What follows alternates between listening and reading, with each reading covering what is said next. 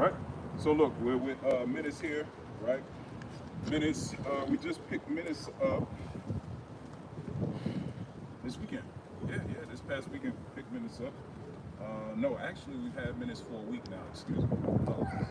And you know, Menace was, he literally was the best example of his name, you know, when we picked him up. You know, he for sure tried to take a chunk out of my leg, absolutely. It was a struggle, you know, once we got him in the car and I got him here, you know, it was a struggle getting him out of the car because he kept trying to, you know, take a chunk out of my hand every time I went to open the cage. Hey, nope. So, you know, as you can see, we're pretty good buddies now, right? If you spend enough time with me, you would love me too, right? It's just like I'm infectious like that, right? So what we're working with Menace on right now is building engagement, right? So one of the things that we're working with him on is learning how to take food out of your hand without taking a finger with him, right? Good boy, yes. Good boy. Don't mind the dogs, they're just doing dog things, right? So what we're working on with Menace right now is working on engagement, right? All I'm literally doing, a part of engagement is building trust, right? You have to build the trust first, right? So that's the prerequisite. If the dog doesn't trust you, then it's going to be very hard to get engagement out of a dog. But once you get that trust, as you can see, you know, we're still building it, but it's high enough to where we can get this engagement, right? Now, obviously, I'm cheating a little bit, right? I'm using food as a motivator, right? And again, as I say in every video, I use food as a tool, but I do not overuse any tool, right? But I am also not going to be dumb enough, or my ego is not going to be so big to say that I'm going to fight what drives the dog the most simply because I want to say I don't use any treats to train dogs, right? That's just dumb, right? And that's where a lot of trainers, in my opinion, that's where they miss the bus, because they're trying to prove something to people as opposed to proving it to the dog, right? I don't care about proving anything to people per se.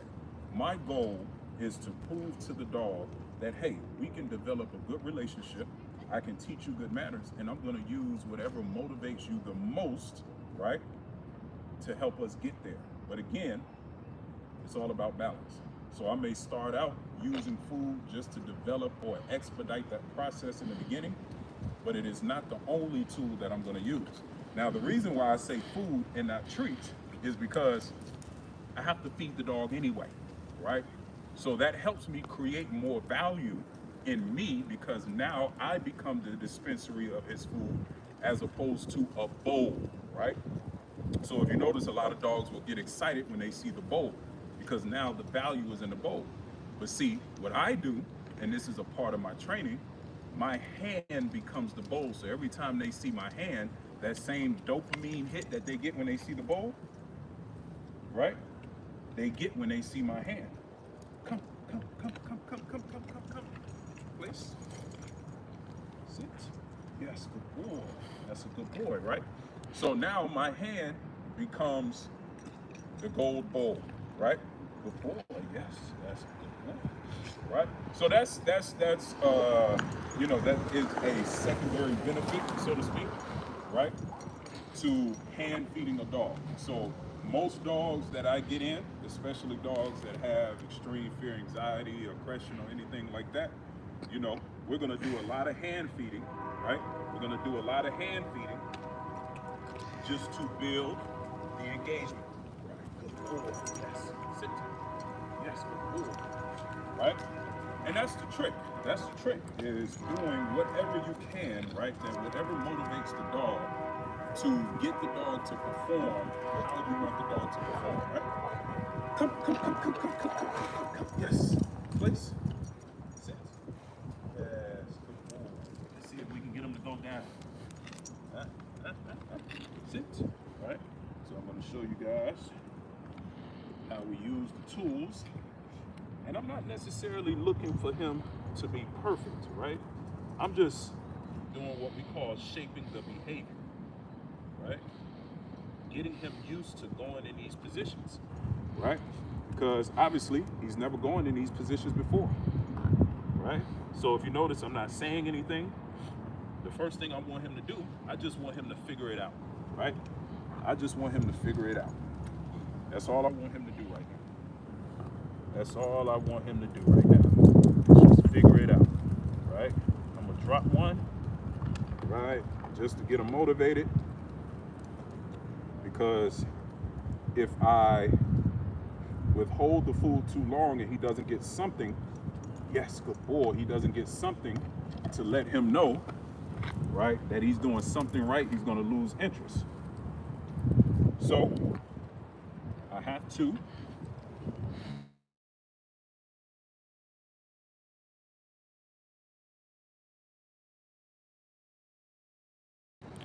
Somebody asked, what dog food do you recommend? They have a English bulldog. She's allergic to chicken, mushrooms, beef, and pork.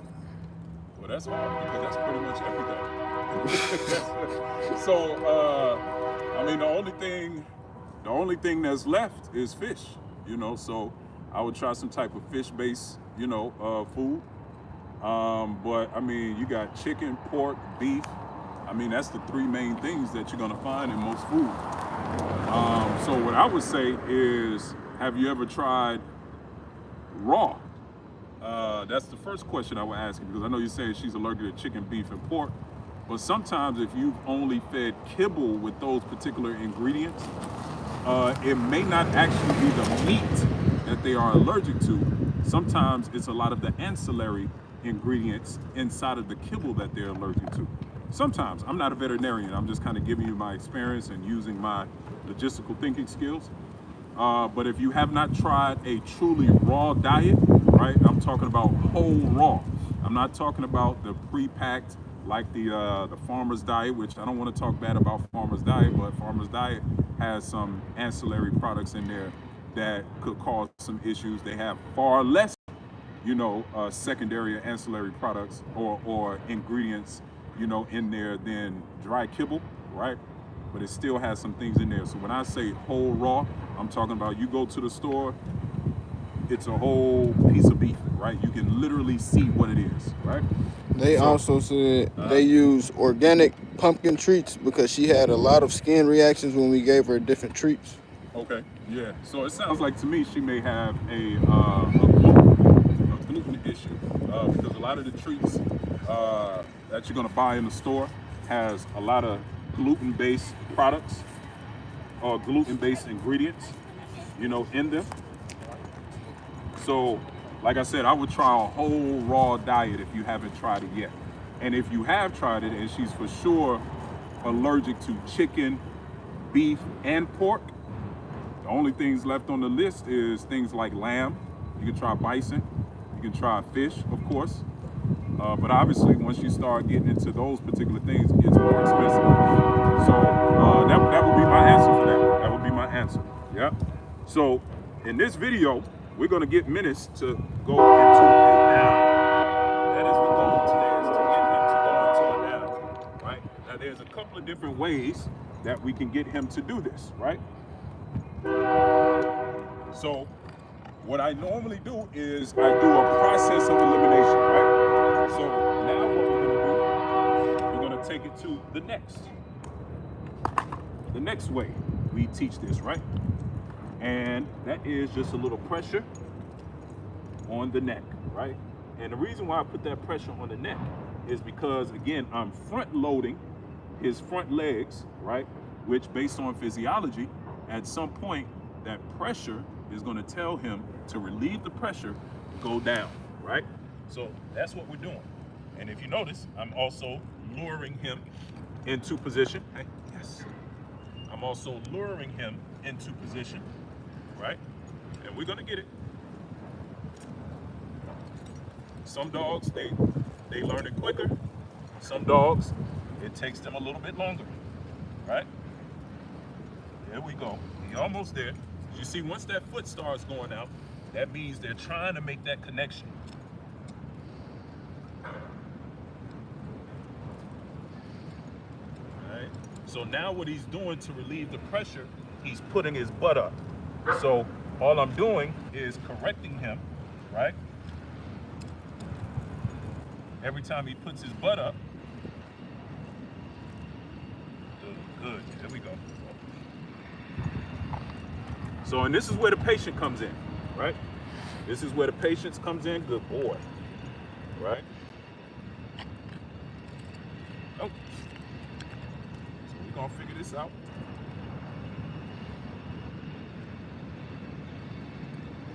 And remember, guys, we're teaching, right?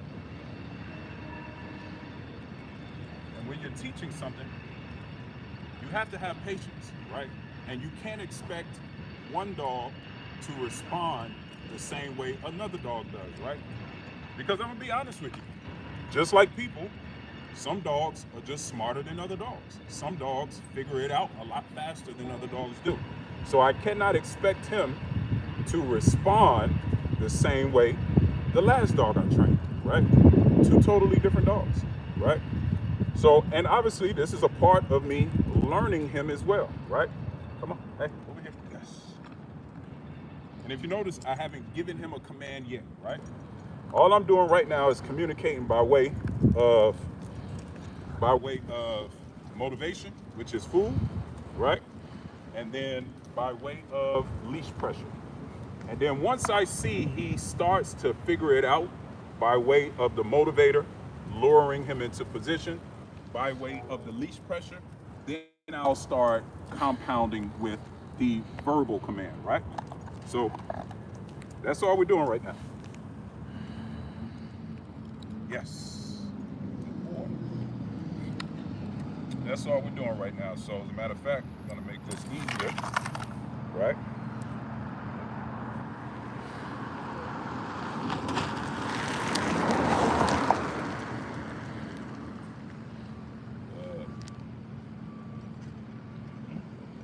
Come on. Don't get it. Almost.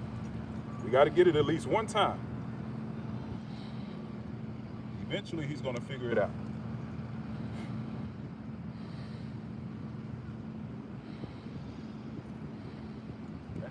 Yes, good boy. Good boy, yes. I know. You're going to do it for the camera, or you're going to make me look like I don't know what I'm doing? I know. Come on. Right. Yes, okay. There we go. Let's give him a break. Sometimes you got to give him a break and reset. So here's what we're going to do. We're going to switch it up. We're going to switch it up and, you know, get him engaged a little bit more, do a little bit of movement. Yes, come on, good boy. Come on, good boy. Yes, come on. Good boy. Get his energy back up. Good boy. Yes, come on. Good boy. Come on. Yes. Good boy. Come on. Come on. Hey, right here. Yes, good boy. Sometimes you got to break the monotony, right? This is why I like to do training in real time. And I don't do a lot of editing in my videos because I actually want to show people the real, what it takes to actually train a dog. You know, a lot of times you go on the internet and all the videos are perfect. Everything is edited perfectly. The dogs do everything perfect the first time, right? But that's not how training works, right? So my goal is to show you guys the diligence, the persistence, the consistency, and the patience that it takes to get the results that you're looking for, right? And again, how you have to individualize, even though I'm using the same techniques, I still have to individualize how I implement those techniques with each dog, right? Now what I'm gonna do, I'm gonna show you guys another technique of how I get dogs to lay, right? Or to go down. So let's do it.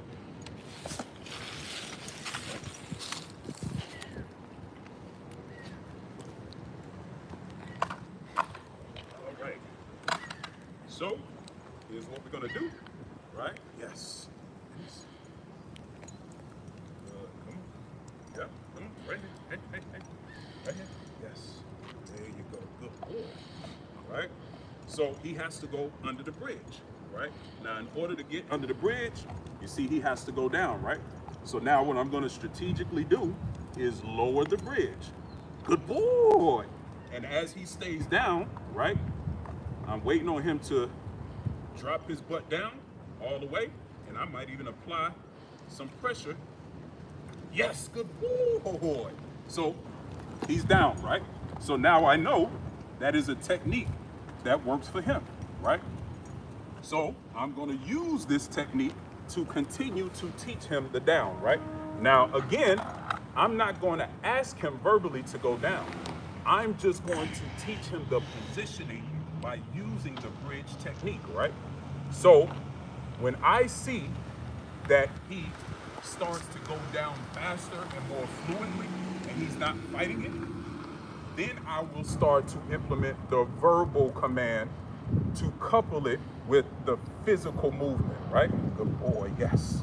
That's a good boy, yes. And just so you know, he's shedding. He doesn't have like patches or anything like that. He's just shedding, right? So let's do it again. So as you can see, the bridge command or the bridge technique works, right? Yes. Good boy. Come on, right there. Yes, good boy. Right? Now what I'm doing, I'm still using pressure, right? As he goes down, I'm applying pressure on his back, right? Yes, good boy. Now also what I'm doing is, it's almost like when you put the quarter in the bubblegum machine, right? And it has the Skittles and stuff like that in it, and all the Skittles come coming out once you twist the quarter. Once he puts his butt down, right? Once he puts his stomach to the ground, I release a whole lot of treats, right? Or food. It's really food. Because what I want him to understand is he gets the biggest reward when he totally puts his stomach down on the ground. So before then, I'm only releasing one at a time, right? And the only reason why I'm releasing one at a time is to keep him engaged and to keep him in position. But once he totally goes in a position that I want, then he gets the jackpot, right? So let's do it again. And again, he's learning, so it looks a little crude, right? I'm not looking for it to be perfect. I'm just looking for him to make progress. Whatever that progress looks like in the moment, I accept it, because we always will get better as we do it, of course, right? I learned the quote from my middle school basketball coach. A lot of people say practice makes perfect, but if you practice the wrong thing, you will be perfectly wrong. Perfect practice makes perfect, right? So if you practice the thing right, then you will get better at doing it right. I know a lot of people that's been doing something a long time and they've been doing it wrong. So just because you've been doing it a long time doesn't necessarily mean you're doing it right, right? So you have to practice doing it right for a long time to be able to have proper longevity in something, right? So take that to the bank. Ready? Hey. Yes. Now, if you notice, this is not the most comfortable position for me. And this is what you guys pay for. You pay for this, right? You pay for me looking like a retard in the middle of the street with my leg out and the dog going under my leg, right? This is what you guys pay for. Because this is obviously not the funnest position. My knee hurting is on the concrete. My ankle hurting because it's bent in the back. My back's starting to hurt, you know? It takes work, man. It takes work. But I make it look sexy though, right? That's what I do. I make it look sexy. Don't argue that, okay? Just roll with it, right? Let's go, good boy. Yes. Come on, right here. Yes. There we go. Come on. There we go. Now I'm gonna apply a little pressure to his back. Good. Come on. Let's work it out. There we go. Come on. Come on. Okay, now we getting retarded. Come on, let's reset. Let's reset. But as you can see, folks, this is what it takes sometimes, man. Every dog, come. Every dog is not the smartest dog in the world. And as you can see, Menace is not that smart. He's not that smart, but that's okay, right? We're gonna use what we got, which, as you can see, he has decent food drive. So we're gonna use that, right? We're gonna use that. Menace, come. Now also, what I want you guys to know is Menace actually doesn't even know his name yet. And the reason why he doesn't know his name is because the owners had literally just rescued him. Like literally, right? I picked him up on a Sunday. They had literally just got him on like the Wednesday or Thursday, right? So, which is partly the reason why he's a little underweight. And the only reason why I'm pointing these things out because I know people are very perceptive. I know people look at stuff like that and they're gonna be like, oh, is he feeding the dog? Did the owners abuse the dog? No. They had literally just rescued him. And the first thing they did was seek out training for the dog because obviously they wanted to do the best for the dog. So here he is, right? So that's why he looks the way he looks, just in case anybody was wondering. So I just wanted to go ahead and preempt that, right? But it's okay because we're gonna get this fella together. Come. Yes. Yes. Now let's see if we can get him to go down like this. Nope, okay, come on. All right, folks. So what we're gonna do, we're gonna actually end the session for him here because this is me using my discernment, right? You know, sometimes you have to take what you can get in the moment and you have to know when to turn that off, right? You have to know when you won the battle, right? So I feel like we got a good amount of progress out of him today. Obviously, we're gonna keep building on it and we're gonna keep you guys updated. So, like I say in every video, if you have any questions, don't hesitate to reach out. You can obviously comment, right? You can obviously send me an email, thestructuredk9academy@gmail.com. You can also text or call me directly, 815-351-6636. And until the next video, you are the master of your fate, the captain of your soul. Stay safe, better yet, stay dangerous. Peace and prosperity. Let's go, menace. Yes, come on.